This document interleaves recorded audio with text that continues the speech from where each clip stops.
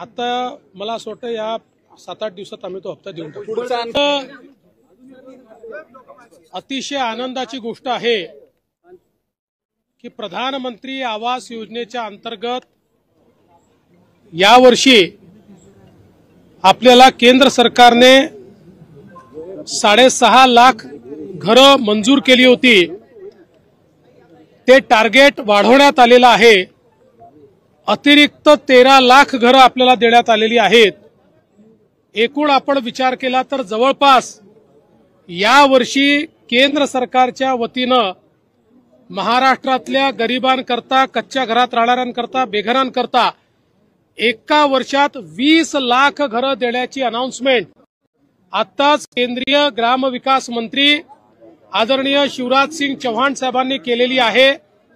महाराष्ट्राला मोदी सरकारने दिलेली ही अत्यंत मोठी भेट आहे आणि देशाच्या इतिहासामध्ये कुठल्याच राज्याला आजपर्यंत एका दिवसात किंवा एका दिवसात इतकी घरं मिळालेली नाहीत। ती 20 लाख घरं आपल्याला मिळालेली आहेत।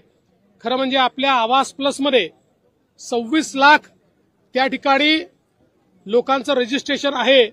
आता ही 20 लाख घरं मिळाल्यामुळे आता फार कमी आपल्याकडे त्या यादीतले बेघर लोक राहतील जे पुढच्या वर्षी आपण कंप्लीट करू शकू। रस्सीखेच चालू आहे कुठली रस्सीखेच पालकमंत्र्याबद्दल नाही। आता आमचे जे काही 3 पक्षाचे नेते आहेत ज्यांना आम्ही जबाबदारी दिलेली आहे ते एकत्रित बसतील, पुढच्या 2-3 दिवसात निर्णय करतील।